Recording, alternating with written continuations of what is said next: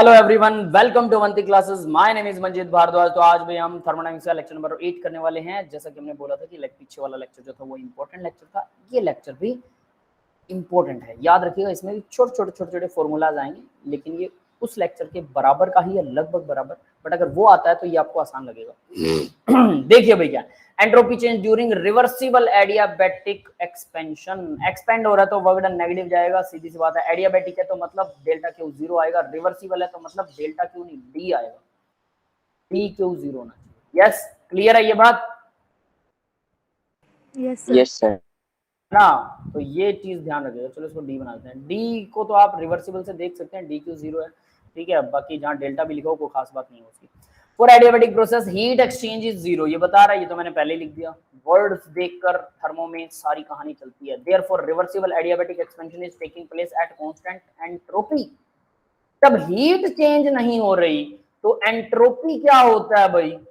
Heat change divided by temperature. Yes, heat change 0 है तो 0/T क्या होता है? 0। यस, क्लियर है बेटा सबको? Yes sir. यहाँ मैंने दिखा रखा है ds जो है वो dq/T होता है, तो 0/T होगा तो 0 होगा, तो सीधी सी बात है।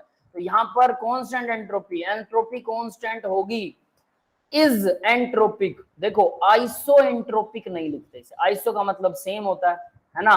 एंट्रोपिक, आइसो, ओ और ई, ए ई आई ओ यू 5 वोवल्स हैं। वाई भी, वैसे तो केमिस्ट्री वाले वाई को भी वोवल ही मानते हैं, ये आप याद रखना। वाई के साथ में भी ई नहीं लगता होता, पता है सबको। नेमिंग के अंदर हम करेंगे इसको, अभी नहीं आया आपके, लेकिन नेमिंग में ही आएगा कि वाई के साथ भी ई नहीं लगा सकते। तो यानी वाई को भी छठा वोवल मान लो। केमिस्ट्री वालों के 6 होते हैं, बाकी सबके 5 हैं। क्लियर है बेटा? Yes sir. अच्छी चीज है ये। केमिस्ट्री वाले अपनी लैंग्वेज बना रहे हैं ना। दुनिया के 5 है, इनके 6 वोवल है। तो आइसो में ISO नहीं लगेगा क्योंकि उसके बाद भी एक वोवल आ रहा है, तो ये ओ हमने काट दिया। इज एंट्रोपी आ गया, लेकिन इसको आइसो एंट्रोपिक बोल सकते हो, ठीक है। आइसो एंट्रोपिक मतलब एंट्रोपी कांस्टेंट रहेगी, सेम रहेगी। क्यू 0 है, डेल्टा S 0 होगा। अब उसके बाद even though the reversible adiabatic expansion is isoentropic, irreversible adiabatic expansion is not equal to 0. irreversible 0 नहीं होता। रिवर्सिबल 0 तो irreversible क्यों नहीं होता? क्योंकि एडियाबैटिक है तो वो तो 0 ही होना चाहिए। यस, क्लियर है ये बात? Yes sir. तो वो तो 0 ही होगा, बट वो कह रहा है delta S is not equal to 0। क्यों? देखिए भाई, इररिवर्सिबल में यहां पर एक गैस है, ठीक है, ये मैंने इंसुलेट कर दिया इसको, इंसुलेट, बिल्कुल इंसुलेट। क्लियर है? तो यानी चारों तरफ से इंसुलेशन कर रखा और एक गैस लगी हुई है। अब होगा क्या? इसमें वैक्यूम के अंदर मैं गैस को क्या कर रहा हूं? वैक्यूम के अंदर भेज रहा हूं। ये बात समझ में आ रही है? Yes sir. गैस वैक्यूम में जा रही है तो वर्क डन कर रही है, वर्क डन तो 0 होगा, लेकिन गैस क्या कर रही है? एंट्रोपी बढ़ रही है कि नहीं बढ़ रही है? यस सर, बढ़ रही है, रैंडम बढ़ रही है। क्लियर है सबको? Yes sir. एंट्रोपी तो बढ़ रही है, पर क्या ये रिवर्सिबल ही बढ़ रही है? इररिवर्सिबल है भाई, इररिवर्सिबल। वैक्यूम में जाने के बाद उसको वापस इकट्ठा थोड़ा कर लोगे आप उसी स्टेप में और उसी तरह से और वैसे ही। याद है ना इररिवर्सिबल वर्क क्या होता है? उसी तरह से उसको मतलब हजारों चोचले लगा के वहीं पर वैसे ही होना चाहिए, ठीक है, तब वो होगा रिवर्सिबल, वरना वो इरिवर्सिबल। सारी प्रोसेस इरिवर्सिबल ही होती हैं, जिसमें बहुत छोटा डी होता है वही रिवर्सिबल होती है। क्लियर है बेटा? तो ये क्यों होती है इरिवर्सिबल, ये समझ में आ गया? Yes sir. Yes sir. है ना? तो भाई इसलिए ये डेल्टा S जो वो इक्वल टू 0 नहीं होगा इरिवर्सिबल प्रोसेस के बीच में। ये इसका एक सिंपल सीधा सामने आपके एग्जाम्पल है। हाँ ठीक है, अब आगे बढ़ते हैं भाई।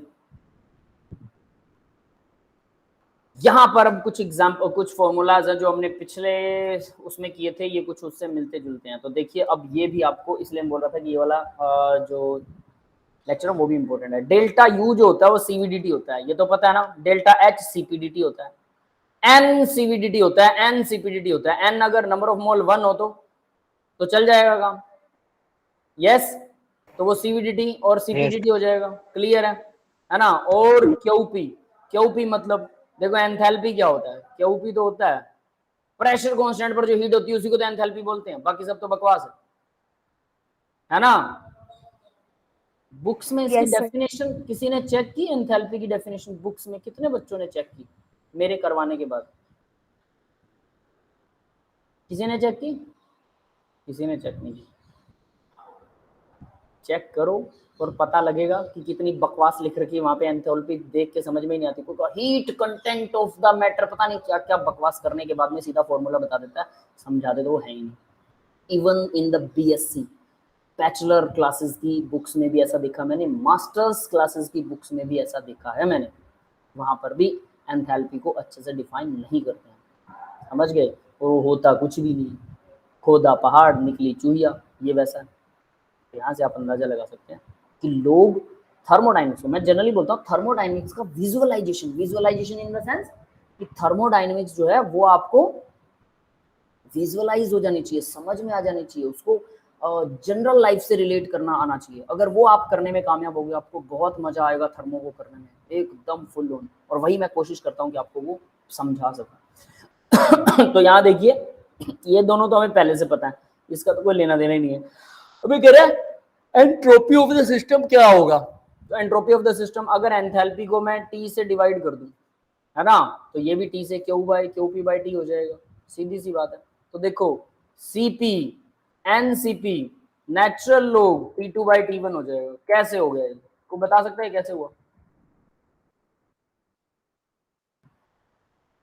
देखो क्या हुआ, क्यू पी को अगर आपने टी से डिवाइड कर दिया, इसको टी से डिवाइड कर दिया, अब क्यू पी क्या था, N C P D T था। Yes sir. N C P D T था, इसको मैंने टी से डिवाइड किया क्यू पी को, तो इसको भी टी से डिवाइड कर दूं। यस, क्लियर है? Yes sir. Yes sir. इसको क्या लिख दूं, इसको मैंने लिख दिया ds, तो ये क्या हो जाएगा, n C P D T divide by T हो गया। अब इसको D T divide by T को थोड़ा ढंग से लिख देते हैं, है ना, C P D T by T. Yes, ऐसे ही लिखा हुआ है, समझ में आया? अब ds का इंटीग्रेशन कर दिया, डेल्टा x आ गया एन सी पी, और यहाँ पर natural log T2 by T1 आ गया। हाँ भाई, क्लियर है? b को इंटीग्रेट कर दिया, समझ में आया? Yes sir. Yes sir. बस फालतू की बकवास कर रखी, कुछ नहीं कर रखा। यहाँ से आपको अब क्लियर हो गया होगा। फालतू बकवास बोले तो वो क्यू पी के नीचे टी लगा दिया महाशय ने, और क्यू पी हमें पता है एनसीपीडीटी होता है, डी लगा ना यहाँ पे डी टी, तो आपके सामने सीधा फॉर्मूला आ गया ना।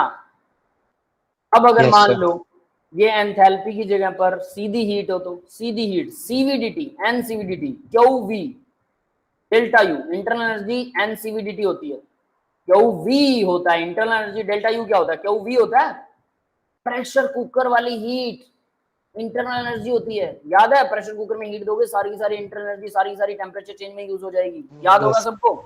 Yes sir. तो ये टेम्परेचर चेंज में यूज हो जाएगी, तो हमें पता है ये सारे के सारे गधे एक ही फॉर्मूले को फॉलो करते हैं, एनसीवीडीटी एनसीपीडीटी, बस वही है सब, डब्ल्यू भी उसी को फॉलो करता है। और उसकी डेरिवेशन भी हमने करी थी, डेरिवेशन याद रहे ना रहे, कुएं में डालो डेरिवेशन को, लेकिन फॉर्मूला याद रहना चाहिए। समझ में? इतनी बार बोल चुका हूँ, मुझे लगता है कि कानों में ये फॉर्मूला याद हो जाना चाहिए। कुछ लोग कहते हैं ना, सुना सुना के कानों में से खून निकाल दिया इस आदमी ने। तो भाई इतनी बार ये फॉर्मूला मैं बोल चुका हूँ, और शुरू से कहता आ रहा हूँ, फर्स्ट पता नहीं सेकंड लेक्चर ही था वो, कि एनसीवीडीटी एनसीवीडीटी एनसीवीडीटी बहुत इंपॉर्टेंट बहुत इंपॉर्टेंट बहुत इंपॉर्टेंट। बस ऐसे ही सारे फॉर्मूले यूं लगेंगे, और दीवार पे लिखा हुआ ये देख एनसीवीडीटी, ये गया, दूसरा आया, ये गया, ऐसे होना चाहिए।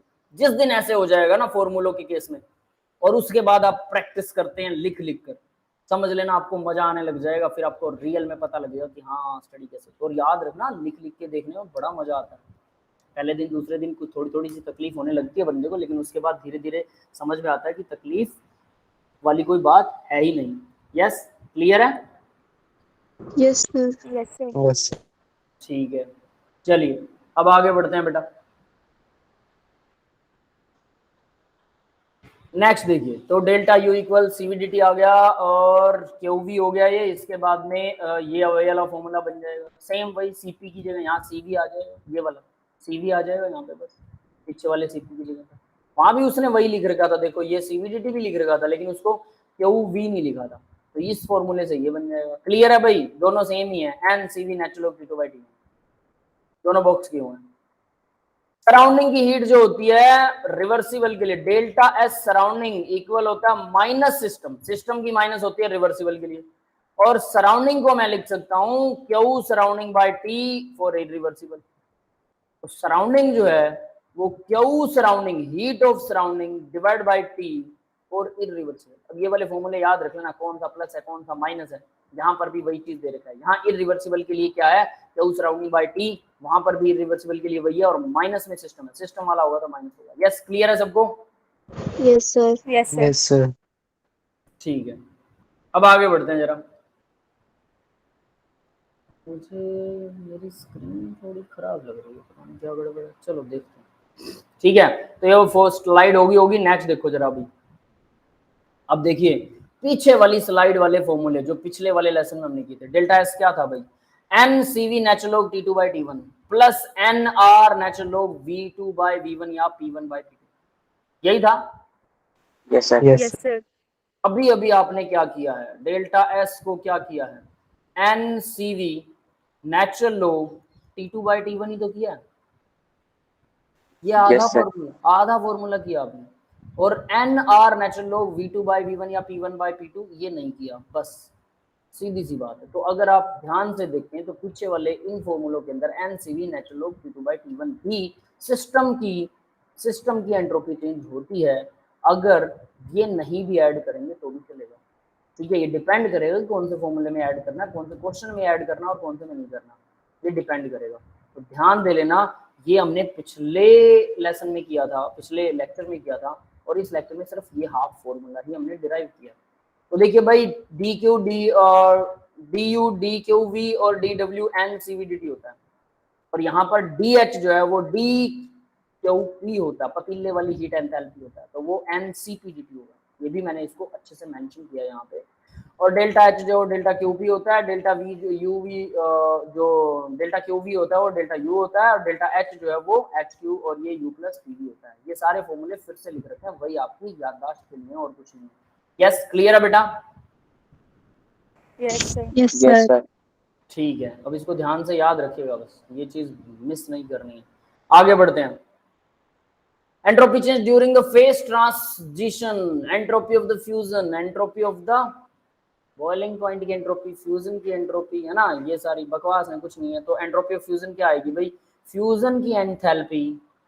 अब हीट ना, हीट हम सप्लाई कर रहे हैं एंथैल्पी की फॉर्म में, याद रखना, यानी कि कांस्टेंट T, प्रेशर कांस्टेंट पर जो हीट सप्लाई होती है उसको, और डिवाइड बाय T कौन सा, टेम्परेचर ऑफ फ्यूजन। फ्यूजन का टेम्परेचर बोले तो फ्यूजन का टेम्परेचर जैसे बर्फ है, आइस 0 डिग्री सेल्सियस पर है, मैंने इसको पानी बना दिया, लो जी टेम्परेचर अब भी 0 डिग्री है। तो मैंने क्या किया, जितनी हीट दी थी वो स्टेट चेंज होने में ट्रांसफर हो गई, इसको बोलते हैं हीट, लेटेंट हीट।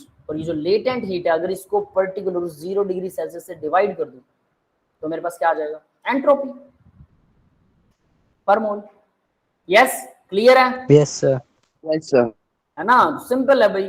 तो लेटेंट हीट मतलब लिक्विड से सॉलिड बनाने, सॉलिड से लिक्विड बनाने के लिए Solid जितनी हीट liquid. सप्लाई हुई है वो फेज ट्रांसफर में यूज हो गई है, वो हमें टेम्परेचर में दिखाई नहीं देगी, उसको लेटेंट हीट बोलते हैं। और टेम्परेचर क्योंकि यहाँ पे कांस्टेंट रहा है तो इसको डिवाइड कर दो, हीट को डिवाइड कर दो कांस्टेंट टेम्परेचर से, क्या आ जाएगा, एंट्रोपी आ जाएगी। बात खत्म, फॉर्मूला तो यही कहता है एंट्रोपी का, D Q divide by T. अब बात ये आती है 0 डिग्री से अगर इसको डिवाइड करोगे तो क्या इसकी एंट्रोपी ऑफ फ्यूजन 0 होती है पानी की, बताओ भाई। सर 0 निकलेगी। डिवाइड बाय 0 एंट्रोपी 0 निकलेगी, इनफाइनाइट हो जाएगी, तो 0 घंटा होगी, नीचे 0 Yes, Yes, sir. sir. in fact. है ना। सब के सब गलत हो आप लोग। 0 डिग्री सेल्सियस, 0 डिग्री सेल्सियस, इसलिए 0 डिग्री सेल्सियस को नहीं लेते, ये स्केल ही नहीं यूज करते, केल्विन का स्केल यूज करो। समझ में आया? Yes, sir. 273. ये वो गलती है जिसकी वजह से हम डिग्री सेल्सियस में कभी टेम्परेचर नहीं लेते। मैंने एक 5वें लेसन में एक फॉर्मूला करवाया था जिसके अंदर मैंने बोला था इसको डिग्री सेल्सियस में लो, क्यों, क्योंकि उसके प्लस में 273 ऑलरेडी जुड़ा हुआ था, ऑलरेडी था, इसलिए वो केल्विन ऑटोमेटिक बन जाता था, और उसको डिग्री में लेना, और मैंने लिखवाया भी था स्पेशली। उसके अलावा कहीं पे भी टेम्परेचर को डिग्री सेल्सियस में मत ले लेना, मत यूज करना, हमेशा केल्विन में यूज करना है, क्योंकि डिग्री सेल्सियस में यूज करोगे तो मैं कह दूं कि 0 डिग्री सेल्सियस, आप 0 से डिवाइड कर दो। बट अगर यही बात आप कहो कि sir 0 kelvin, what about the kelvin, कोई दिक्कत नहीं है, 0 केल्विन यूज कीजिए आप, 0 केल्विन पे सारी एंट्रोपियां 0 हो जाती हैं, इनफाइनाइट हो जाता है सब कुछ, बात ही खत्म। 0 केल्विन तो सब कुछ जीरो कर देता है, 0 डिग्री सेल्सियस सब कुछ जीरो नहीं करता। यस, क्लियर है ये बात सबको? Yes sir. Yes sir. Yes, sir. हाँ, तो याद रखना Yes, sir. जो लिखा जा रहा है वो हमेशा अच्छा सही नहीं होता है। 0 डिग्री सेल्सियस मैंने लिख दिया और आप सभी ने 0 मान लिया। Most of the time enthalpy positive होती है, एंट्रोपी मतलब ज्यादातर टाइम की बात कर रहा है ये, एंट्रोपी पॉजिटिव होती है। मतलब अगर आप Positive. सॉलिड से लिक्विड बना रहे हैं, फ्यूजन की एंट्रोपी आएगी वो पॉजिटिव आएगी। मतलब टेम्परेचर चेंज होगा, सॉरी हीट चेंज होगी, टेम्परेचर फिक्स रहेगा, तो भी टेम्परेचर से डिवाइड करोगे हीट चेंज को तो पॉजिटिव आएगा, नेगेटिव कभी नहीं आने वाला। तो क्या कभी नेगेटिव आ सकता है क्या? इसने मोस्ट ऑफ द टाइम बोला, यस आ सकता है। आप लोगों में से कितने लोग हैं जो नॉन वेज खाते हैं? Raise your hand. एक ही बच्चा, दो बच्चे हैं, बस 2 ही बच्चे हैं, 3 4, ठीक है। तो नॉन वेज खाते हैं, डेफिनेटली एग्स भी खाते होंगे, Yes, sir. है ना? तो एग्स को उबालते हो तो क्या होता है? सॉलिड बन जाता है। उसको गर्म करने पर वो सॉलिड बन जाता है ना? Yes. ऐसा कुछ, अब ये सच नहीं है, ये इस पे अप्लाई नहीं होगा, कहीं इसको इस पे अप्लाई करने लग जाए लेकिन ऐसा कुछ होता है कुछ सब्सटेंसेस के केस में कि वो भी सॉलिड बन जाते हैं, ठीक है। अब हम कहें एग के केस में फिर ऐसा क्यों नहीं? एग में तो रिएक्शन होती है, और रिएक्शन जो उसके प्रोटीन्स का स्ट्रक्चर बदल देते हैं, प्रोटीन के स्ट्रक्चर बदल रहे हैं, नए मॉलिक्यूल बन रहे हैं। वी आर टॉकिंग अबाउट कि सॉलिड से कोई लिक्विड बन रहा है, सब्सटेंस चेंज नहीं हो रहा भाई, सॉलिड से लिक्विड बन रहा है, ये बात कर रहे हैं। एग में तो सब्सटेंस ही चेंज कर दिया आपने, प्रोटीन क्वाटरनरी प्रोटीन को टर्शरी में बना दिया, टर्शरी को सेकेंडरी में बना दिया, सेकेंडरी को प्राइमरी में बना दिया, सबको चेंज कर रहे हो आप लोग। यस, क्लियर है ये बात? Yes sir. Yes, sir. तो अगर आप ऐसा कर रहे हो तो फिर ये तो फिर गलत हो गया ना। आप मॉलिक्यूल चेंज थोड़ा कर दोगे, एंट्रोपी चेंज कर रहे हो, फ्यूजन की एंट्रोपी देख रहे हो, मॉलिक्यूल ही चेंज कर दिया आपने, फिर उसकी एंट्रोपी भी देख रहे हो, घंटा देख रहे हो। आप तो रिएक्शन करवा रहे हो, केमिकल रिएक्शन। केमिकल रिएक्शन के अंदर एंट्रोपी चेंज होती है मॉलिक्यूल्स की, वो दूसरे मॉलिक्यूल्स में कन्वर्ट होते हैं, तो हम उसके मॉलिक्यूलर स्ट्रक्चर भी लिखते हैं कि ये इसमें कन्वर्ट हुआ और इसकी एंट्रोपी अब बताओ बढ़ी के घटी, या ऐसा कुछ लिखा जाता है। मतलब वो थोड़ा कॉम्प्लिकेटेड प्रोसेस रहता है, तो यहाँ पर वो केस नहीं लगेगा। बट बताने के लिए कुछ बच्चे हैं ऐसे जो कह देते हैं कि सर गर्म करने पर हमेशा ऐसा थोड़ा होता है कि कोई चीज लिक्विड से सॉलिड से लिक्विड बन जाए, कुछ चीजें लिक्विड से सॉलिड बन जाती है, गर्म करने पर सॉलिड हो जाती है। बिल्कुल बन जाती है, वो केमिकल रिएक्शन हो रही है, ठीक है। क्लियर है बेटा? Yes, Yes, sir. sir. Yes, sir. चलिए आगे बढ़ते हैं अब जरा। तो ये तो सिंपल सा फॉर्मूला है, इसमें तो कुछ है ही नहीं। आगे वाले फॉर्मूले में उससे भी कुछ नहीं है। वेपोराइजेशन की एंथैल्पी बॉइलिंग पॉइंट के ऊपर, वेपर क्या होता है? बॉइलिंग पॉइंट पर पानी 100 डिग्री सेल्सियस पर उबल रहा है, पानी उबल रहा है भाई, उबल गया 100 डिग्री पर। अब इस टेम्परेचर के ऊपर पानी को हवा में उड़ाने के लिए जितनी एनर्जी चाहिए होती है, उस एनर्जी को बोलते हैं एंथैल्पी ऑफ वेपोराइजेशन। उस एंथैल्पी ऑफ वेपोराइजेशन को, मतलब जितनी 100 डिग्री के बाद में भी तो पानी की एनर्जी चाहिए हवा में उड़ने के लिए, 100 डिग्री तक वो पानी जाता है। यस, क्लियर है? Sir. हाँ बेटा, तो क्वेश्चन है? No, sir. Clear है. ठीक है, तो देखो 100 डिग्री के बाद आप हीट दोगे, जब 100 डिग्री के बाद जो हीट दोगे, जो उसे पानी को हवा में उड़ा देगी, उसकी हाइड्रोजन बॉन्डिंग को तोड़ देगी, उस एंथैल्पी को हम बोलेंगे वेपोराइजेशन की एंथैल्पी। यस, क्लियर है? अब उस वेपोराइजेशन की एंथैल्पी को 100 डिग्री से डिवाइड कर दो, टेम्परेचर तो कांस्टेंट रखना है, 100 डिग्री रखना है, 100 डिग्री से उसको डिवाइड कर दोगे तो क्या आ जाएगा? Entropy of vaporisation. Yes, clear है? Yes sir. सर एक बार Simple. repeat, वो थोड़ा ब्रेक हो गया था। कहाँ पर रुक गए थे बेटा आप, बताओगे? सर लास्ट में जब 100 डिग्री पे वाटर बॉईल हो रहा था। हाँ, 100 डिग्री पर वाटर बॉईल हो रहा है, वो तो कोई बस यहीं थे हम फिर तो। 100 डिग्री पर वाटर बॉईल हो रहा है, ठीक है, लेकिन बॉईल होने के बाद उड़ेगा थोड़ा, उसको हवा में उड़ाने के लिए।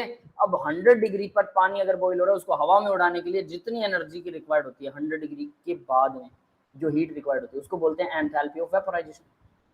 कांस्टेंट प्रेशर पे एंथैल्पी दी जा रही है, एंथैल्पी ऑफ वेपोराइजेशन होगा, हीट नहीं होगा, एंथैल्पी होगा।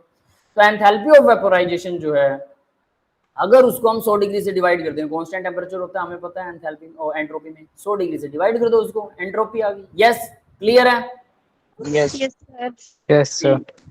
ठीक है, तो सिंपल से फॉर्मूले ऐसे ही है, कुछ नहीं है। हाँ भाई, अब आगे आता है क्वेश्चन। अब हम क्वेश्चन करेंगे, ठीक है। तो देखो, छोटा सा एक फॉर्मूला हमने ऐड किया, फिर हम क्वेश्चन कर रहे हैं, प्रैक्टिस कर रहे हैं। तो याद रखना बेटा, थ्योरी आसान है, ठीक है, समझ भी आ जाएगी, लेकिन अगर आपने नहीं पढ़ा सब कुछ ब्लेंडर हो जाएगा, सब कुछ ब्लेंड हो जाएगा, सब मिक्स हो जाएगा। ये समझो मैं आप लोगों को खाना प्रिपेयर करके दे रहा हूँ, बहुत अच्छे से रोटी बनाई मैंने, 2 सब्जी बनाई अलग अलग, है ना, रायता बनाया, अचार दिया, फिर चटनी दी, जूस दिया, और ये सब कुछ अलग अलग थाली में सजा के आपको रखा, सैलेड भी रखा। अब आप क्या कर रहे हो, सबको थाली के अंदर खिंडा के और मिक्सचर ग्राइंडर में मिक्स करके और गिलास में भर के कह रहे हो ये लो, यही तो है, सेम ही तो है, क्या फर्क है। अगर आप प्रैक्टिस नहीं करोगे तो सब ब्लेंड हो जाएगा, सब का सब मिक्सचर बन के और गिलास में, सोचो दोनों सब्जियां और रोटी को ब्लेंड करके और आपको गिलास में भर के दे दिया जाए कि ये लो पी लो, कैसा लगेगा आपको, है ना। लेकिन आप वही कर रहे हो आप, अगर आप क्वेश्चन सॉल्व नहीं कर रहे हो, सबको ब्लेंड कर रहे हो, मिक्स कर रहे हो, और लास्ट दिन सोचोगे कि मैं सारा लेसन एक दिन में कर लूँ, पॉसिबल ही नहीं है। थर्मोडायनेमिक्स एक लंबा लेसन है, हर रोज इसकी अच्छी खासी प्रैक्टिस चाहिए, और अगर आप नहीं करोगे तो कहानी खराब होती जाएगी। यस, क्लियर है सबको ये बात? Yes, sir. Yes, sir. तो सब कुछ ऑन योर माउथ, सब कुछ आपके ऊपर है बेटा। फॉर द रिएक्शन, अब देखो एक रिएक्शन है, अब देखो हमने कोई रिएक्शन तो करी नहीं थी, तो एग्जांपल्स में आती है असली कहानी, जब आपको पता लगता है कि आप उन फॉर्मूलाज को यूज कर पा रहे हो कि नहीं। रिएक्शन है H2O2 और XO2 बना देती है गैस, ठीक है। अब बात करते हैं डेल्टा यू, इंटरनल एनर्जी का चेंज आया 2 किलो कैलोरी, ठीक है, तो और एंट्रोपी का चेंज आया 20 किलो कैलोरी पर केल्विन, ठीक है, टेम्परेचर है। अब बोल रहा है एट 300 केल्विन, 300 केल्विन के ऊपर ये टेम्परेचर है। Delta G is, delta G बताओ क्या होगा, डेल्टा जी पूछा। देखो डेल्टा जी ये होता है, ये हमने कल फॉर्मूला किया था, याद है, delta G equal H minus T delta S, clear है? Yes, sir. Yes, sir. ठीक है, डेल्टा जी तो ये हमें पता है। अब बात करते हैं, उससे पहले हमें डेल्टा यू दे रखा है, यहाँ पर तो डेल्टा यू है ही नहीं, डेल्टा एस दे रखा है, डेल्टा एस तो है, टेम्परेचर दे रखा है, टेम्परेचर भी दे रखा है, तो मतलब मुझे डेल्टा एस और टेम्परेचर तो पता है, ये पता है, ये पता है, ठीक है, ये नहीं पता डेल्टा एच मुझे निकालना है। तो डेल्टा एच क्या होता है, रिवर्स क्वेश्चन करवा रहा हूँ, डेल्टा एच क्या होता है, सोचने का तरीका यही होता है क्वेश्चन में कि क्या दे रखा है, क्या निकालना है, बस ये 2 चीजें। तो ये हमें निकालना है, ये हमें पता लग गया, इसका फॉर्मूला मुझे आता है, इसमें क्या क्या दे रखा है मुझे पता लग गया कि टी और एच दे रखा है, एच नहीं दे रखा, तो एच का फॉर्मूला मुझे पता है U plus P delta we होता है। तो यू दे रखा है इसने, यू बिल्कुल दिया हुआ, पी दे रखा है क्या, प्रेशर और वॉल्यूम, ये तो नहीं दिया, अब फिर से फंस गया। लेकिन पीवी की जगह पर एनजीआरटी लिख सकते हैं, ये याद है किसी को? Yes, Yes, sir. sir. अब देखो जब क्वेश्चन सॉल्व करोगे ना, तब क्वेश्चन सारे फॉर्मूले आते होंगे, लेकिन क्वेश्चन नहीं अटेम्प्ट होगा, क्यों? क्योंकि प्रैक्टिस नहीं होगी। तो U प्लस पीवी की जगह एनजीआरटी लिखो, तो डेल्टा एन की वैल्यू कितनी होगी, यहाँ पर है 1 मोल, यहाँ पर है 2 मोल, प्रोडक्ट के 2 मोल, रिएक्टेंट का 1 मोल, डेल्टा एन की वैल्यू आ गई 1 आएगी, यहाँ तो 2 दिखा रही है, बताओ भाई। सर गैस के लिए होते हैं ना एनजी, तो इधर लिखने से गैस होगा। हाँ, कितने बच्चों को याद था ये मेरे को ये बताओ। अब एक ही स्टूडेंट बोल रहा है ना, बाकी सब सो रहे हैं। हाइबरनेशन, वो भालू हाइबरनेशन करता होता है, बियर जो होता है ना, कौन सा बियर बोलते हैं, पोलर बियर, सफेद कलर का, देखा सभी ने? डिस्कवरी चैनल तो देखा ही होगा, Yes, sir. Yes, sir. है ना। डिस्कवरी चैनल मैंने बहुत देखा है, इतना देख लिया डिस्कवरी चैनल कि अब मैंने देखना बंद कर दिया सारे रिपीटेड लगते हैं मेरे को अब वो एपिसोड, और अब तो कुछ दिनों से तो मतलब टाइम ही नहीं लग रहा है, कुछ सालों से तो, ठीक है, इतना बिजीनेस रहती है। वरना टीवी पे मैं 2 ही चीजें देखने का शौकीन हूँ, एक डिस्कवरी चैनल था और दूसरा अपने को फिल्म देखनी है, बस स्टोरी सुनने से मतलब है, स्टोरी सुनते रहो देखते रहो। साउथ की फिल्में आती हैं और अपना हॉलीवुड भी जो भी है, कौन सा अपने वाला कौन सा, हॉलीवुड है बॉलीवुड है, Bollywood, sir. बॉलीवुड है ना, बॉलीवुड की फिल्में, सब फिल्में देख रखी हैं, बहुत सारी तो शुरू में देखते ही बंद कर देता हूँ, ये तो पसंद नहीं आई, छोड़ो। इसकी स्टोरी स्ट्रॉन्ग हो तभी देखने का मजा है ना, स्टोरी के लिए हम फिल्में देखते हैं। देखो हम फिल्मों के कितने शौकीन हैं, क्यों है शौकीन, क्योंकि हम स्टोरी चाहते हैं, इसीलिए फिल्म इंडस्ट्री हमें कितना बेवकूफ़ बनाकर कितना पैसा हमसे छीन रही है फिल्म इंडस्ट्री, कभी सोचा आप लोगों ने? ये थोड़ा सोचोगे आप लोग, है ना। चलो भाई, हम लोग पैसे बांटते रहते हैं लोगों में, चलिए, तो ये समझ में आ गया होगा NGRT। तो N यानी कि प्रोडक्ट है 2 मोल गैस है, रिएक्टेंट तो लिक्विड है, तो इसके तो 0 मोल है, -0। यस, क्लियर है ये बात सबको? Yes sir. Yes sir. ठीक है, तो अब देखो भाई NGRT, R की वैल्यू पता है मुझे, बिल्कुल पता है, T पता है, बिल्कुल पता है। तो भाई अब बात करते हैं, ये मैंने रिएक्शन लिख दी है ना, डेल्टा N की वैल्यू निकाल दी, N की वैल्यू 2 है।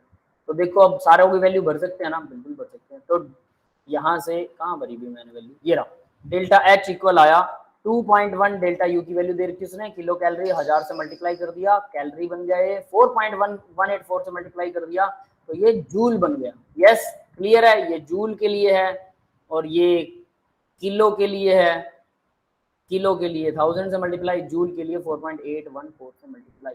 यस, क्लियर है सबको? Yes sir. Yes sir. Yes, sir. ठीक है, पोलर बियर्स जागते रहिए, है ना, अभी सर्दियां खत्म हो चुकी, गर्मी आ चुकी है गर्मी जाने वाली है अभी तो, है ना। चलो, मतलब सोने के मूड में Yes हो। sir. Yes, sir. सोना चाहते हो सभी के सभी? No sir. अरे सोना भी जरूरी है, 8 घंटे की अच्छे से नींद लीजिए, कुंभकर्ण वाली नींद। 8 घंटे कोई आपको जगाए ना तब भी मत जागिए, ठीक है। मतलब मेरे साथ था पहले, अभी हम बड़े होने के बाद इतनी टेंशन्स बढ़ जाती हैं कि अब वो कहते हैं ना कि अब तो आंख वैसे ही खुल जाती है, ठीक है। लोग कहते हैं ना, हमारे पेरेंट्स हैं, बड़े बुजुर्ग हैं, दादा दादी, वो 4 बजे उठ जाते हैं और बच्चों को कहते हैं अरे उठ ले, क्या क्यों सो रहा है, उठ ले। क्यों कहते हैं वो? जानते हैं उसका रीजन क्या है? उसका एक ही रीजन, उनको तो नींद आती नहीं, अब अकेले बैठ के करें क्या? उनको को बातें मारने के लिए वो घूमता फिरता शख्स नजर आना चाहिए, हाँ बेटा चाय बना ले, हाँ बेटा झाड़ू मार ले, समझ में आ? तो इसलिए वो लोग बच्चों को जगा देते हैं उनकी नींद कम हो जाती है, बच्चों की नींद फुल ऑन होती है, 8 घंटे 9 घंटे, 7 घंटे से लेकर 9 घंटे के बीच की नींद होती है जनरली सभी लोगों की। मेरी नींद 8 घंटे की है प्रॉपरली, लेकिन अभी मेरी नींद कम होना शुरू हो गई। मैं कई दिनों से देख रहा हूँ कि कई महीनों से देख रहा हूँ कि मेरी नींद अब कम रह गई है, 7 या 7.5 घंटे मुश्किल से कभी कभी होता है, वरना 7 घंटे से ज्यादा नहीं जाता। मतलब 1 घंटा मेरी नींद में कम हो गया, और ये बताता है कि आप एज्ड हो रहे हो, आप बूढ़े हो रहे हो, आपकी उम्र घट रही है, सेल्स अच्छे से काम नहीं कर रहे, क्योंकि माइंड को पूरा रिलैक्सेशन चाहिए ही चाहिए। कोशिश तो करता हूँ मैं, लेकिन जब टाइम नहीं मिलता तो फिर ऐसा ही होता है बेटा, ठीक है। तो याद रखना, नींद पूरी 8 घंटे की जरूर कीजिए, उसके बाद अपना काम भी पूरा अच्छे से कीजिए, जोर लगाइए पूरा दिल से, एक्सरसाइज कीजिए, घूमिए फिरिए, एंजॉय योर लाइफ, खाइए पिए, अच्छी चीजें खाइए, ठीक है। कभी कभी कचरा खाने का मन करे, चाहे गोबर खा लो कोई बात नहीं, लेकिन कभी कभी 1 महीने में 1 दिन गोबर खा सकते हो, चलेगा, है ना, लेकिन बाकी के दिन अच्छा खाना खाना है। अब लोग क्या करते हैं, हर रोज कचरा खाते हैं, चाउमीन बर्गर पता नहीं क्या क्या, आप सब भी खाते होंगे ना, डोसा इडली और वो क्या नाम है उसका, पिज्जा मैंने कभी नहीं खाया, सोचो, है ना कमाल। कुछ बच्चे पता क्या होता है, चीज पिज्जा सर, उसमें तो चीज होता है, प्रोटीन होता है, बेशक प्रोटीन होता है, लेकिन वो फ्राइड है, आपके आंतों की बैंड बजा देता है वो, ये चीज आप नहीं सोचते। ये जो हीरो देखते हैं ना आप लोग, ये टाइगर श्रॉफ, इन्होंने 6 पैक बना रखे हैं, ये देख के बड़े अच्छे लगते हैं। कभी उससे पूछा ही वो क्या खाना खाता है? वो कहता है मैं खाना तो खाता ही नहीं भाई, रोते रहते हैं। उबले हुए अंडे, उबले हुए आलू, सलाद, ये खाते हैं वो बेवकूफ, खाना नहीं खाते हैं। प्रोटीन के लिए वो प्रोटीन वाला अलग से वो लेंगे, कुछ सप्लीमेंट ले रहे हैं ताकि पेट उनका सेट एंड फिट रहे, रोटी नहीं खाते वो लोग, सोच लो। और हम तो पिज्जा बर्गर अटरम पटरम गंद मंद सब आने दे, garbage house in our stomach, ऐसा करते हैं ना। फिर हम बोलते हैं हमारे एक पैक बन जाता बड़ा सारा बड़े होने के बाद और वो पैक आगे चलता है, हम पीछे चल रहे होते हैं। वो रूम में जब एंटर करते हैं पहले पैक पहुंच जाता है और फिर हम पीछे पीछे आते हैं तो ऐसा होता है, सोच लीजिए, है ना। खाना चाहिए, चलो जो चीज है ठीक है, अच्छे से खाइए, लेकिन रोज मत खाइए, मतलब महीने में एक बार दिल करे जो खाना खाओ, कोई चक्कर नहीं। कहते खाते रहने के लिए, अच्छी चीजें खाते रहने के लिए आपको अच्छा खाना खाना पड़ेगा, ताकि आप कभी भी कुछ भी खा सकें। उसके बाद में भी एन की वैल्यू 2 आ गई, आर की वैल्यू 8.314 आ गई, और ये 300 आ गया। 300 क्या था भाई, टी टेम्परेचर से कितना दिया, 300 केल्विन, तो दे रखा, बस आ गया डेल्टा एच आ गया। डेल्टा एच को उठा के यहाँ पर टक दो, डेल्टा एच यहाँ पे भर दिया, टी 300 है बिल्कुल, डेल्टा एस दे रखा उसने, डेल्टा जी की वैल्यू निकाल दी, कितनी आई -27। रिएक्शन क्या होगी, स्पॉन्टेनियस या नॉन स्पॉन्टेनियस?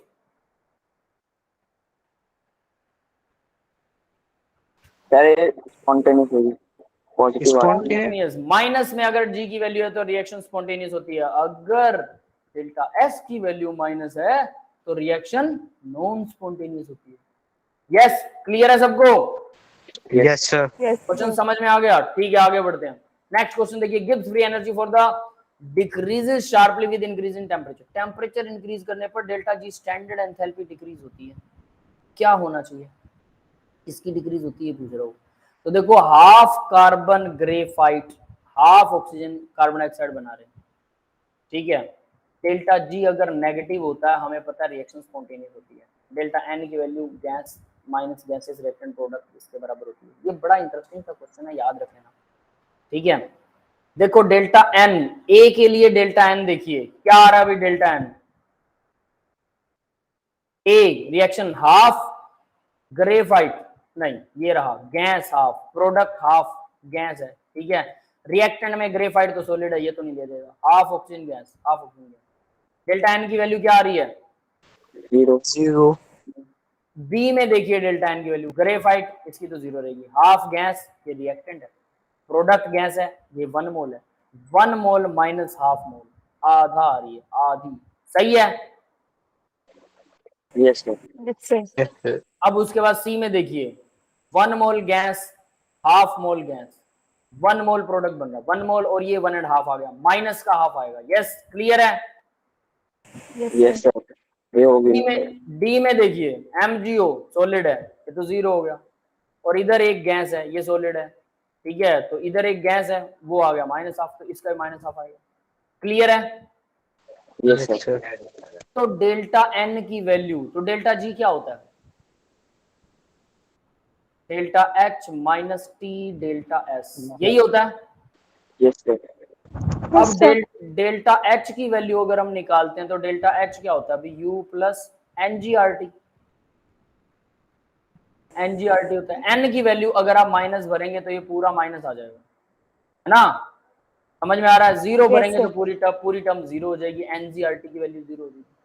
तो डेल्टा जी की वैल्यू आपको निकालनी है। डेल्टा जी नेगेटिव कब होता है? अब ये चीज इन इक्वेशंस में भरने के बाद, फॉर्मुलेट करने के बाद में हमने ये हमने मतलब ये एक फॉर्मूला बना दिया कि डेल्टा जी तब नेगेटिव होता है जब डेल्टा एन की वैल्यू पॉजिटिव होती है। ये समझ में आया? Yes, sir. डेल्टा एन अगर पॉजिटिव होगा तो डेल्टा जी की वैल्यू नेगेटिव आ जाएगी। तो यहाँ ये दोनों नेगेटिव है, नहीं हो सकता। ये 0 है, ये भी नहीं हो सकता, सिर्फ इसी फॉर्मूले यानी यहीं पर हो सकता है। तो ये डेल्टा जी नेगेटिव होगा, मतलब रिएक्शन स्पॉन्टेनियस होगी। Decreases sharply with increasing temperature, और टेम्परेचर इंक्रीज करेंगे तो यहाँ से डेल्टा जी नेगेटिव में बढ़ता जाएगा, बढ़ता जाएगा, बढ़ता जाएगा। समझ में आया? Yes sir. Sir. Delta G equal क्या है? Delta H minus T delta S. Delta H अब क्या हो जाएगा भाई? क्योंकि हमें पता है कि अगर डेल्टा एच, देखो डेल्टा एच क्या है? U plus n G R T.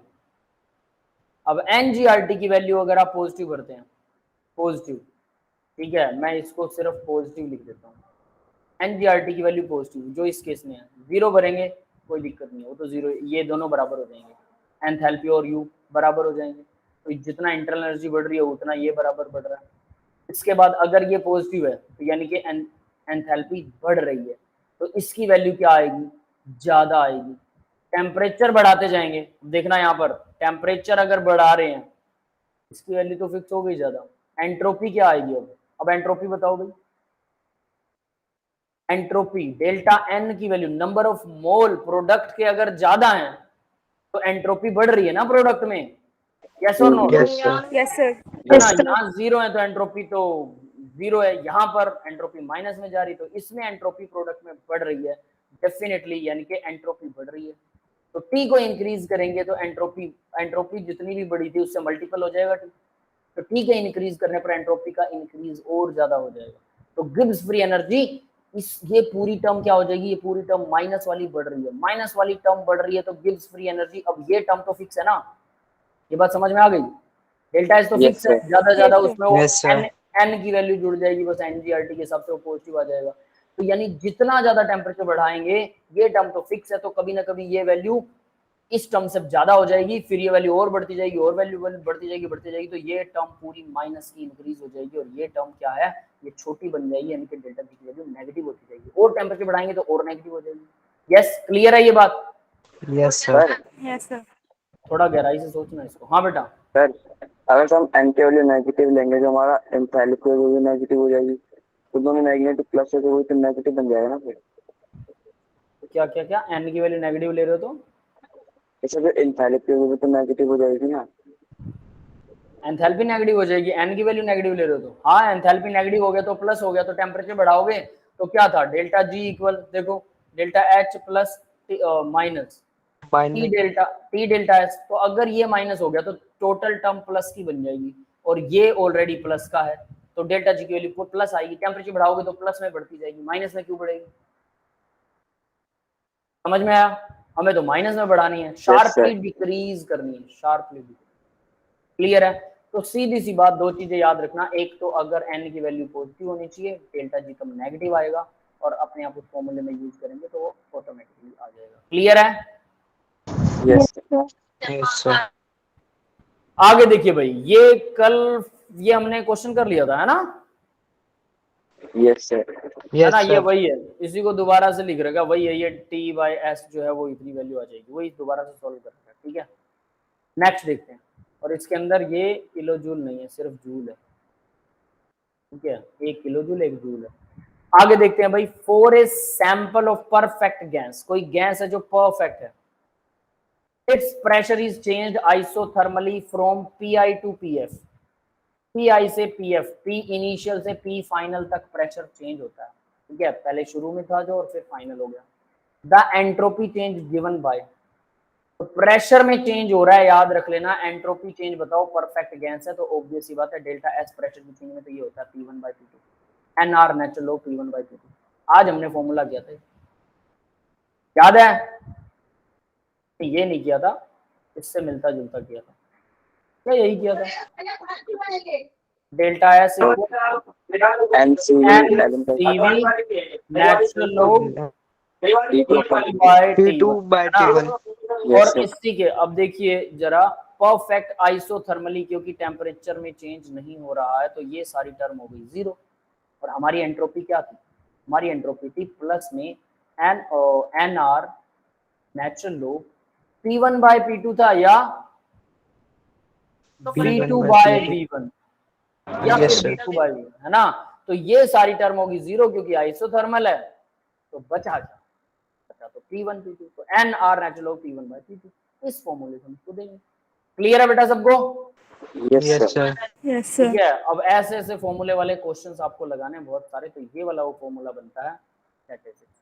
ठीक है, P1 by P2 वाला नीट 2016 में आता। देखो कितना आसान क्वेश्चन है, सिर्फ फॉर्मूला देख के आपको आंसर आ जाएगा, लेकिन अगर आप नहीं करेंगे तो कहानी खराब। आगे देखते हैं बेटा, यहाँ पर डेल्टा जी अगर जीरो होता है, इक्विलिब्रियम होता है, डेल्टा जी की वैल्यू अगर जीरो से कम होती है, मतलब माइनस में होती है स्पॉन्टेनियस, जीरो से ज्यादा होती है तो नॉन स्पॉन्टेनियस। ये वो फॉर्मूला हम पहले ही कर चुके हैं, मैंने आपको जी के बारे में बताया था, गिब्स फ्री एनर्जी है, अगर ये नेगेटिव होती है तो रिएक्शन अपने आप फ्रीली चलती है। Identify the correct statement of the change of Gibbs free energy for the system at the constant temperature and pressure. तो कांस्टेंट टेंपरेचर प्रेशर के ऊपर ये बोल रहा है स्पॉन्टेनियस, डेल्टा जी की वैल्यू ज्यादा है जीरो से, स्पॉन्टेनियस है, गलत है ये तो। डेल्टा जी की वैल्यू इक्वल है, इक्विलिब्रियम में है, बिल्कुल सही है, इक्वल पे इक्विलिब्रियम होता है। डेल्टा जी जीरो है, मूविंग पार्टिकल डायरेक्शन, ये भी गलत है। डेल्टा जी की value less than zero, non spontaneous नहीं, वो स्पॉन्टेनियस होती है। ठीक है, तो ये तीन चीजें याद हैं तो ये आंसर दे सकते हैं। AIPMT 2006 में आया था, all India pre medical test के नाम से था AIPMT 2006 में। यस, क्लियर है बेटा? Yes, sir. Yes sir. अगला क्वेश्चन देखिए, the reaction occur spontaneously if, reaction spontaneously होती है अगर जी जो है वो delta H minus T delta S होता है, सीधा सा फॉर्मूला है। तो अगर ये होगा तो इसके हिसाब से आपको देखना है कि रिएक्शन स्पॉन्टेनियस कैसे होगी। आपको डेल्टा जी की वैल्यू नेगेटिव निकालनी है, कुछ भी करो डेल्टा जी नेगेटिव आना चाहिए, सीधी सी बात है। मैंने आपको बताया था दो चीजों का क्या होता है, सम अप होता है, एंथैल्पी का और एंट्रोपी का, इन्हीं का तिकड़मबाजी इनकी। Yes yes sir. Yes, sir. Yes sir. ये जो तिकड़मबाजी मैंने आप लोगों को बताई थी, ये तिकड़मबाजी इस फॉर्मूले में डाल रखी थी, ध्यान से देखो। एंट्रोपी है ना, बिल्कुल है। तो डेल्टा जी को नेगेटिव लेके आना है। कैसे नेगेटिव आ सकता है डेल्टा जी? डेल्टा एच छोटा होना चाहिए, एंथैल्पी ऑफ द रिएक्शन कम होनी चाहिए, मतलब एंथैल्पी निकले, नेगेटिव ना हो एंट्रोपी। ये समझ में आ रहा है? नेगेटिव नहीं होनी चाहिए, क्योंकि ये नेगेटिव और नेगेटिव भी हो सकती है, कोई दिक्कत नहीं है। ये नेगेटिव दोनों नेगेटिव बन जाएंगे, बड़ा नेगेटिव आएगा, तो नेगेटिव भी हो सकता है डेल्टा एच, बिल्कुल। या तो नेगेटिव हो डेल्टा एच, मतलब हमें एनर्जी मिले। अब देखो जनरली हम कहते हैं कि हमें एनर्जी ना मिले, हमें एनर्जी मिले, ठीक है, हाँ ये वही है। या तो हमें एनर्जी मिले, हमें एनर्जी मिल रही है तो नेगेटिव होगा एंथैल्पी, तो इसका मतलब प्रोडक्ट की एनर्जी कम होगी, रिएक्टेंट की ज्यादा थी। या तो ये हो, या फिर अब मैंने कहा था कि जरूरी नहीं है, एंट्रोपी एंथैल्पी हो सकता है पॉजिटिव भी हो, मतलब हम दे रहे हैं लेकिन पॉजिटिव में कम हो, वो कम, लेस। ये समझ में आया? Yes sir. Yes sir. छोटी सी वैल्यू है, पॉजिटिव है बट छोटी सी है। अब देखो टी तो हमेशा क्या रहेगा? पॉजिटिव ही रहता है। कभी आपने सुना -273 केल्विन? सुना क्या? केल्विन तो शुरू 0 से होता है, ध्यान रख लेना, 0 केल्विन, फिर 1 2 3 केल्विन। टेम्परेचर कभी माइनस पे सुना किसी ने? No sir. सुनो तो मेरे को जरूर बताना, ठीक है, क्योंकि मैंने नहीं सुना। ठीक है, वो नहीं होता, सिंपल। -1 केल्विन नहीं होता, होता ही नहीं, सीधी सी बात है। तो भाई टेम्परेचर -0 केल्विन से नीचे हो ही नहीं सकता, टेम्परेचर तो माइनस नहीं होगा, तो माइनस माइनस प्लस नहीं हो सकता, तो ये टर्म यहाँ माइनस की रहेगी। एंट्रोपी माइनस हो सकती है कि नहीं हो सकती? Yes sir. यस एंट्रोपी तो एंट्रोपी माइनस हो सकती है भाई, हो सकती है। तो अगर एंट्रोपी माइनस है तो ये माइनस माइनस प्लस हो जाएगा। ध्यान दे लेना मैं क्या चीज समझा रहा हूँ इसके अंदर, और सबको समझ में आना चाहिए। आप लोग ऐसी रीजनिंग कीजिए, ये माइनस माइनस प्लस हो जाएगा, यानी कि पूरी टर्म डेल्टा एच और ये पूरी टर्म प्लस की होगी अगर एंट्रोपी, अगर ये माइनस है तो। ये समझ में आ गया? Yes sir. यस तो ये सर। पूरी टर्म प्लस हो जाएगी, मतलब मैं इसको प्लस लिख देता हूँ। पीछे से बैकग्राउंड साउंड आ रहा है बेटा, प्लीज माइक ऑफ कीजिए अपना। यस, ठीक है। तो अब देखिए, तो ये पूरी टर्म प्लस की होगी, और ये महाशय, अगर ये महाशय नेगेटिव है और छोटा नेगेटिव है, ध्यान देना छोटा नेगेटिव है, तब भी ये प्लस की रहेगी, रहेगी कि नहीं रहेगी? Yes sir. अगर Yes, ये sir. महाशय पॉजिटिव है, चाहे छोटा ही पॉजिटिव हो, तब पूरी प्लस की आ जाएगी, है ना? तो ये Yes, महाशय अगर बहुत ज्यादा नेगेटिव है, मतलब मुझे बहुत ज्यादा एंट्रोपी मिल रही, एंथैल्पी मिल रही है रिएक्शन में, बहुत ज्यादा एनर्जी दे दी इसने मेरे को, प्रोडक्ट की एनर्जी बहुत कम होगी, भले ही एंट्रोपी घट रही है लेकिन एंथैल्पी बहुत ज्यादा घट रही है, इस वजह से रिएक्शन पॉसिबल हो जाएगी। समझ में आया दोनों का कॉम्बिनेशन? इसलिए बोला था कि दोनों एक बात पे डिपेंड नहीं करते कि सिर्फ एंट्रोपी बढ़नी चाहिए। देखो होना क्या चाहिए, एंट्रोपी बढ़नी चाहिए और एंथैल्पी माइनस होनी चाहिए, तब पक्के तौर पर रिएक्शन क्या हो जाएगी, स्पॉन्टेनियस होगी। लेकिन ऐसा नहीं होता भाई, कई बार एंथैल्पी अकेला अपना प्ले रोल कर देता है और उसकी वजह से एंट्रोपी भले ही माइनस में हो रही है लेकिन एंथैल्पी इतनी ज्यादा घट जाती है, इतनी ज्यादा माइनस हो जाती है कि वो उसको रिएक्शन को खींच के ले जाता है। यस, क्लियर है बेटा? Yes sir. Yes, sir. इसी का बैलेंस बनाना, तो इस क्वेश्चन के अंदर यही बैलेंस है। अब आपको ये बैलेंस समझ में आ गया होगा कि किसको कब माइनस करना, कब प्लस करना, तो ध्यान से सोच लेना। इसकी वैल्यू माइनस हो तो बल्ले बल्ले है, इसकी वैल्यू प्लस होनी चाहिए, है ना, तभी माइनस रहेगा। अगर इसकी Yes, वैल्यू sir. माइनस है, अगर इसकी वैल्यू माइनस है तो इन दोनों की प्रोडक्ट प्लस हो जाएगी, कोई बात नहीं, तो ये माइनस कर दो, इसको बड़ा वाला माइनस बना देंगे, तो इसमें से घटने के बाद भी एंथैल्पी इतनी बच जाएगी कि वो क्या रहेगी, नेगेटिव ही रहेगी। ऐसा करना चाहिए ना। अब देखो जरा, यहां पर reaction occur spontaneously if T delta S और एच बराबर है। देखो ये दोनों बराबर है, तो दोनों एक दूसरे से घट के 0 हो जाएंगे ना। H positive Yes, sir. और एस भी पॉजिटिव, उसने बोला एच और एस पॉजिटिव है, ये भी पॉजिटिव है, ये भी पॉजिटिव है, ठीक है। तो यानी कि जो साइन लगे हैं वो वैसे रहेंगे, ये टोटल पॉजिटिव रहेगा और ये टोटल टर्म नेगेटिव रहेगी। तो अब बोल रहा है कि ये दोनों बराबर हैं, तो ये जितना था ये भी उतना, तो 0 आ गया, तो ये इक्विलिब्रियम आएगा, ये तो नहीं हो सकता। यस, क्लियर है ये situation? Yes sir. Yes, sir. Yes sir. दूसरा देखिए, एच टी एस जो है बड़ा है एच से और दोनों पॉजिटिव है, मतलब एच पॉजिटिव है, एस भी पॉजिटिव है, तो मतलब एस पॉजिटिव का मतलब है कि ये जो साइन लगा हो इस टोटल टर्म के आगे वो वैसा ही रहेगा, तो मतलब ये टोटल टर्म माइनस रहेगी और ये यस सर। तो यानी अगर ये बड़ा है ये छोटा है तो रिएक्शन स्पॉन्टेनियस होगी, यस और not? Yes sir. Yes, sir. Yes, sir. Minus आएगा, है ना, तो यही तो इसने कहा है, तो दूसरे वाला तो ठीक है, स्पॉन्टेनियस रिएक्शन होगी। तीसरे वाला देखते हैं, अगर ये छोटा हो और दोनों पॉजिटिव हो तो ये तो उल्टा हो गया, अब ये भी तो चेक किया, इसका रिवर्स है, ये तो बिल्कुल गलत है। नेक्स्ट देखो, ये वही सेम दिखा रखा, देख लो बिल्कुल सेम है। टीडीएस ये बड़ा है, H छोटा है, बिल्कुल ठीक है, लेकिन H पॉजिटिव negative. और S नेगेटिव, अगर ये नेगेटिव है तो ये पॉजिटिव हो जाएगा फिर। पॉजिटिव हो गई, और ये तो पॉजिटिव है ही, तो टोटल आएगा पॉजिटिव, पॉजिटिव आएगा तो डेल्टा जी क्या होगा, पॉजिटिव।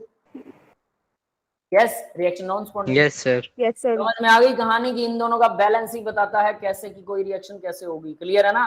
अकेली एंट्रोपी Yes, नहीं बता Yes, सकती, sir. अकेली Yes, एंथैल्पी भी नहीं बता सकती कि रिएक्शन स्पॉन्टेनियस होगी कि नहीं होगी। यस, क्लियर है बेटा सबको? Yes, yes sir. सर। ठीक है, that's all for the today's lecture. आज का लेक्चर इतना ही था, छोटा सा है लेकिन बढ़िया लेक्चर है, आप सभी को ध्यान से करना है, इसकी प्रैक्टिस करनी है। मैं आप बोल रहा हूँ सिर्फ एक लेक्चर रह गया थर्मोडायनेमिक्स वाला, उसके बाद इक्विलिब्रियम शुरू हो जाएगा। इक्विलिब्रियम भी मुश्किल लेसन है, उसमें बहुत सारे क्वेश्चन है एनसीईआरटी वाले, सीधा नहीं है, ठीक है। 2 पार्ट है उसके, एक इक्विलिब्रियम है आयनिक और नॉर्मल इक्विलिब्रियम, और दूसरा है आयनिक इक्विलिब्रियम। नॉर्मल इक्विलिब्रियम बहुत आसान है, आसानी से समझ में आ जाता है, आसानी से हो भी जाता है। आयनिक इक्विलिब्रियम बच्चों को मुश्किल लगता है, ठीक है। तो भाई आयनिक इक्विलिब्रियम भी थर्मो जैसा है, उसमें भी काफ़ी सारे भयंकर से फॉर्मूले, कुछ चीज़ें याद रखनी पड़ती हैं, कंसंट्रेशन याद रखनी पड़ती हैं, बहुत सारी चीज़ें, तो उसके लिए ऊपर भी मत्था लगेगा। लेकिन उससे पहले मैं आपको फिर से चांस दे रहा हूँ, एनसीईआरटी क्वेश्चन करना शुरू कर दीजिए, नहीं कर रहे हैं तो डेली 10 करना शुरू करें, क्योंकि जब इक्विलिब्रियम चलेगा इस लेसन के खत्म होने के बाद, कोशिश करूंगा मैं कुछ आपको करवा दूं, ठीक है। डिपेंड करता बेटा, देखो हमें सिलेबस भी करवाना है, अगर एक ही लेसन पर अटक गए, सिलेबस नहीं हो पाया तो आप लोग चिल्लाओगे, है ना? क्या चिल्लाओगे पता आप लोग, कि सर ने तो हमें सिलेबस ही नहीं करवाया।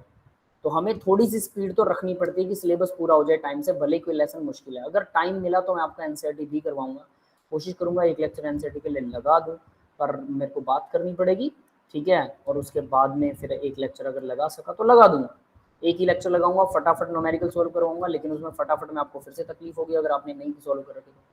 कोशिश कीजिए कि आप लोग ही सॉल्व करें, कोई न्यूमेरिकल नहीं सॉल्व हो रहा है तो मेरे पास भेज दीजिए, ठीक है, ताकि हमारा लेसन भी आगे चलता रहे। और इक्विलिब्रियम के पहले 3-4 लेक्चर जब होंगे, पहले 2-3 लेक्चर, तब भी आप न्यूमेरिकल कर सकते हैं थर्मो के।